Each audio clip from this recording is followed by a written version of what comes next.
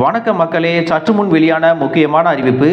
வங்கிகளில் அக்கவுண்ட் வைத்திருக்கக்கூடிய அனைத்து நபர்களுக்குமே ரிசர்வ் பேங்க் ஆஃப் இந்தியா அப்படின்னு சொல்லக்கூடிய ஆர்பிஐ ஒரு முக்கியமான அறிவிப்பை வெளியிட்டிருக்காங்க. அது என்ன அறிவிப்பு அப்படின்னு தெரிஞ்சுக்க இந்த வீடியோவை ஸ்கிப் பண்ணாமல் முழுசாக பாருங்கள். அப்போ தான் நாங்கள் சொல்லக்கூடிய தகவல் உங்களுக்கு தெளிவாக புரியும். இப்போ வாங்க வீடியோக்குள்ளே போயிடலாம். மக்களே, நாட்டில் உள்ள ஒவ்வொருவரும் தங்களுக்கென்று ஒரு வங்கி கணக்கை வச்சிட்டு இருக்காங்க. அது சேவிங்ஸ் அக்கவுண்ட், கரண்ட் அக்கவுண்ட் அல்லது லோன் அக்கவுண்ட், இந்த மாதிரியான பல அக்கவுண்ட்களை வச்சிருக்காங்க. அதிலும் சிலர் பார்த்தீங்க அப்படின்னா அடமானம் வைப்பது, லோன் வைப்பது, ஃபிக்ஸட் டெபாசிட் கணக்கு வைப்பது, இது போன்ற பல்வேறு பரிவர்த்தனைகளை அந்த அக்கவுண்ட் மூலமா செஞ்சுட்டு வராங்க. இப்படிப்பட்ட சூழ்நிலையில் வங்கிகள் திவால் ஆனாலோ அல்லது ஏதேனும் ஒரு காரணத்தினால மூடப்பட்டாலோ உங்களுடைய பணம் என்னவாகும் அப்படிங்கிறதுக்காக ஆர்பிஐ ஒரு அறிவிப்பை வெளியிட்டிருக்காங்க. மக்களே, நம்ம நாட்டில் பார்த்தீங்கன்னா 97,619 வங்கிகள் இருக்கிறது.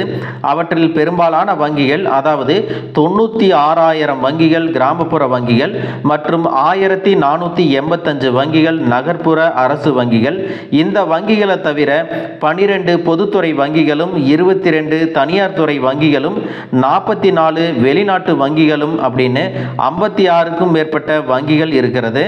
ஆனாலும் பெரும்பாலான மக்கள் தங்களுடைய பிக்ஸட் டெபாசிட்களை முன்னணி வங்கிகளில் தான் வச்சிருக்காங்க. குறிப்பாக பார்த்தீங்கன்னா அரசு வங்கிகளில் தான் வச்சிருக்கணும் அப்படின்னு விரும்புகிறாங்க. நாட்டின் மிகப்பெரிய பொதுத்துறை வங்கி அப்படின்னு பார்க்கும் பொழுது அது ஸ்டேட் பேங்க் ஆஃப் இந்தியா தான். தனியார் துறைகளில் பார்த்தீங்கன்னா HDFC, ICICI பேங்க் இவைகள் எல்லாம் இருக்கு. இன்றைய காலகட்டத்தில் மக்கள் தாங்கள் உழைத்து சம்பாதித்த பணத்தை வங்கியில் போட்டு வச்சிருந்தா சேஃப்டியாக இருக்கும் அப்படின்னு சொல்லி தான் வங்கிகளில் கொண்டு வந்து பணத்தை போடுறாங்க. ஆனால் பலருக்கும் ஒரு கேள்வி என்ன இருக்கு அப்படின்னா, ஒருவேளை வங்கி திவால் ஆயிடுச்சு அப்படின்னா நமக்கு எவ்வளவு பணம் கிடைக்கும்? பெரிய வங்கிகளில் பணத்தை வச்சிருந்தா அதிக பணம் கிடைக்குமா? சிறிய வங்கிகள் திவால் ஆனால் அதற்கு முதலீட்டாளர்களுக்கு பணம் கிடைக்குமா கிடைக்காதா அப்படிங்கிற பல்வேறு குழப்பங்களும் இருக்குது. மக்களே, வங்கிகள் எப்பொழுது திவால் ஆகும் அப்படின்னு பார்த்தீங்கன்னா, ஒரு வங்கியின் கடன்கள் அதிகரித்து நிதி நெருக்கடி ஏற்படும் பட்சத்தில் வங்கிகள் திவால் ஆனதாக கருதப்படும் அப்படின்னு சொல்லியிருக்காங்க. மக்களே, இன்னும் எளிமையாக சொல்லணும் அப்படின்னா, வங்கிகள் வாடிக்கையாளர்களினுடைய பணத்தில் தான் இயங்கிக் கொண்டிருக்கிறது. வங்கிகள் வாடிக்கையாளர்களின் வைப்பு தொகைக்கு குறைவான வட்டியை வழங்கி அந்த பணத்தை அதிக வட்டி வீதத்தில் கடன்கள் மற்றும் பத்திரங்களில் முதலீடு செய்வதன் மூலமாக பணம் சம்பாதிக்கின்றன. ஆனால் வாடிக்கையாளர் வங்கியின் மீது நம்பிக்கை குறைய தொடங்கும் பொழுது வங்கியிலிருந்து பணத்தை எடுக்க தொடங்குகிறார்கள். இந்த சூழ்நிலையில் வங்கி முன்பு போல இயங்குமா என்ற சந்தேகமும் வருகிறது. இப்படிப்பட்ட நேரத்தில் வாடிக்கையாளர்கள் தங்களுடைய பணத்தை திரும்ப பெற வங்கி அல்லது முதலீடு செய்யப்பட்ட பத்திரங்களை விற்க வேண்டும். இதன் காரணமாக வங்கியினுடைய நிதி நிலைமை ரொம்பவே மோசமடையும். நீங்க கணக்கு வைத்திருக்கக்கூடிய வங்கி ஏதேனும் ஒரு காரணத்துக்காக மூடப்பட்டுச்சு அப்படின்னா உங்களுக்கு எவ்வளவு காப்பீடு கிடைக்கும் அப்படின்னு பார்த்தீங்கன்னா, அதிகபட்சமாக உங்களுக்கு 5 லட்சம் வரைக்கும் தான் பணம் கிடைக்கும். ஒருவேளை உங்களிடத்துல அதிகமான தொகை இருந்தாலும் இதுதான் வரம்பு அப்படின்னு சொல்லியிருக்காங்க. கிட்டத்தட்ட அனைத்து அரசு மற்றும் தனியார் வங்கிகளும் ஒரே மாதிரியாகத்தான் இருக்கும் அப்படின்னு சொல்லியிருக்காங்க. இந்தியாவில் இதற்கு முன்னாடி இந்த வரம்பானது 1 லட்சம் ரூபாயாக இருந்தது. ஆனால் 2020ஆம் ஆண்டு பிப்ரவரி 14ஆம் தேதிக்கு பிறகு காப்பீட்டு தொகை 5 லட்சமாக மாற்றி அமைக்கப்பட்டு இருக்கிறதுன்னு சொல்லியிருக்கிறாங்க.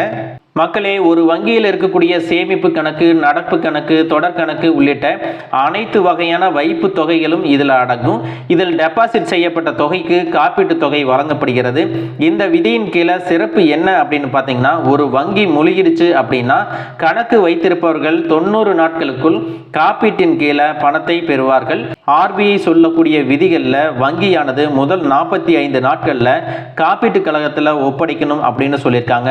அதனால் உடனடி தீர்வுகளுக்காக காத்திருக்காமல் 90 நாட்களுக்குள்ள இந்த செயல்முறையானது முடிக்கப்படுது அப்படின்னு சொல்லியிருக்காங்க.